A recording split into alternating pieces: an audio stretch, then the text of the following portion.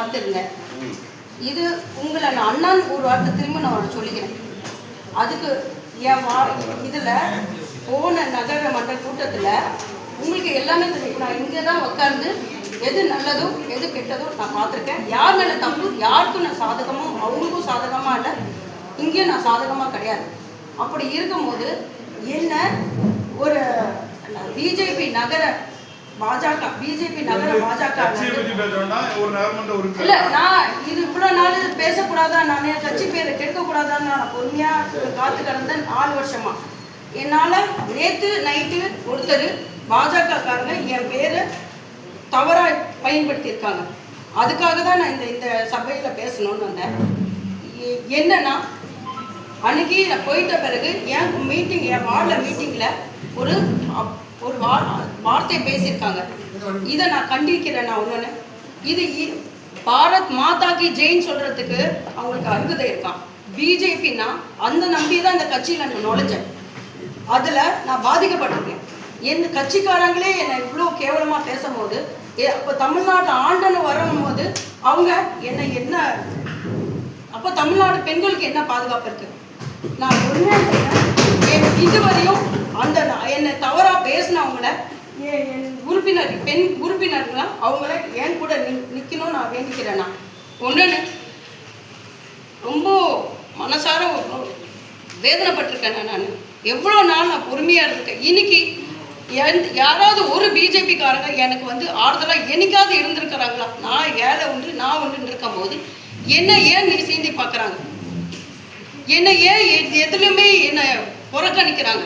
நான் ஏன் இப்படி நான் ஒதுங்கி தானே இருக்கேன். நான் ஏன் என்னை நீ சீண்டி ஒதுங்கி பார்க்குறாங்க?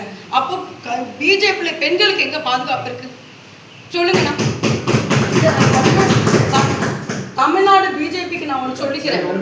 பொறுப்பாளர்கள் போடுறதுக்கு முன்னாடி பெண்களுக்கு பாதுகாப்பு இருக்கிற ஆட்களா இருக்கிறவங்க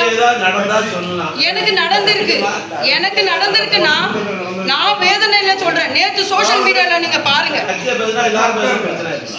கட்சியை பத்தி இல்லைன்னா நான் எனக்கு நடந்தா நாம எல்லாருமே எந்த கட்சியும் பார்க்காம மன்ற உறுப்பினர்கள் முறையில மக்களுக்காக செயல்படக்கூடிய ஒரு அரசாங்கம் தமிழக அரசாங்கம் செயல்பட்டு இருக்கு. அதுவும் முக்கியமா பெண்களுக்கு பாதுகாப்பு கொடுக்கணும் அப்படிங்கிறதுல முக்கியமா கவனம் செலுத்துற ஒரு அரசாங்கம் தான் நடந்துகிட்டு இருக்கு. பெண்களுக்கான நம்முடைய தமிழக முதல்வர் அவர்கள் அரசாங்கத்தை நடத்திக்கிட்டு இருக்காங்க. அப்படிப்பட்ட அந்த அரசாங்கம் நடக்கிற ஒரு நேரத்துல இந்த மாதிரி ஒரு கட்சி சார்பு இல்லைனாலும் சக நகர்மன்ற உறுப்பினர் அவங்கள வேதனைப்படுத்துறாங்க அப்படிங்கிறத அவங்க சுட்டி காமிக்காங்க. இந்த நகர்மன்றத்துல எந்த நகர்மன்ற உறுப்பினர் இருந்தாலும் சரி, எந்த அரசியல் கட்சி சார்ந்தாலும் சரி, அவங்க நேரடியா மன்ற தலைவர்கிட்ட தான் கேள்வி கேட்க அவங்களுக்கு உரிமை இருக்கே தவிர வேற எந்த அதிகாரியும் கேட்கறதுக்கு அவங்களுக்கு இந்த மன்றத்தில் வச்சு உரிமை கிடையாது. ஆனா இனி வரையும் உங்களுடைய கேள்விகளை நான் சொல்றது முடிச்ச மனசு வைங்க. உங்களுடைய கேள்விகளை மன்ற தலைவர் சட்டமன்ற மரபை பார்த்துருக்கீங்களா, பாராளுமன்ற மரபை பார்த்துருக்கீங்களா? மன்ற தலைவர் மூலமா தான் கேள்வி கேட்பாங்க, சபாநாயகர் தான் கொஸ்டின் பண்ணுவாங்க. அதன் மூலமா மந்திரி அதுக்கப்புறம் அமைச்சர் மன்ற சபாநாயகர் மூலமா பதில் விளக்கத்தை சொல்லுவார். இதுதான் சட்டமன்ற மரபு, பாராளுமன்ற மரபு, நகர்மன்ற மரபு. அதற்கு மீறி எவர் செயல்பட்டாலும் எந்த அரசியல் கட்சியாக இருந்தாலும் அவர்கள் மீது ஒழுங்கு நடவடிக்கை கண்டிப்பாக அவங்க சீட்டிலிருந்து எந்திரிச்சு தேவையில்லாமல் பிரச்சனை பண்றதோ அதுக்கு இந்த மன்றம் கண்டிப்பாக சம்மதிக்காது.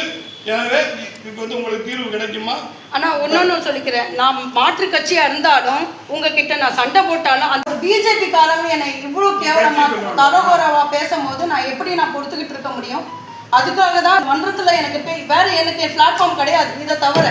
அதனாலதான் நான் கொண்டு வந்தேன் எல்லார்கிட்டையும். நகர தலைவர் மாவட்டத்திட்டையும் நான் பேசி பார்த்துட்டேன். அவங்க கிட்ட ஒரு பதில் எனக்கு கிடைக்கல.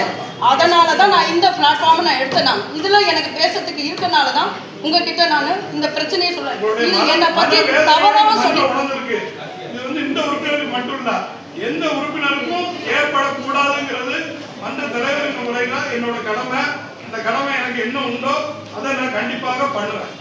ரொம்ப நன்றி. இந்த மாதிரி ஒரு சம்பவம் நடந்தா அது என்ன நடவடிக்கை எடுக்கணும் இந்த மன்றத்தில் வச்சு நடந்தா கொடுக்கறவங்க அவங்க பெண்களை மதிக்கிறவங்களும் பெண்களை ஈடுபடுத்தாதவங்களும் பார்த்து கொடுப்ப கொடுங்க.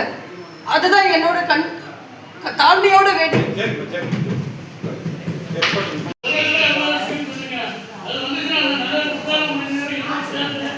அது கொஞ்சம்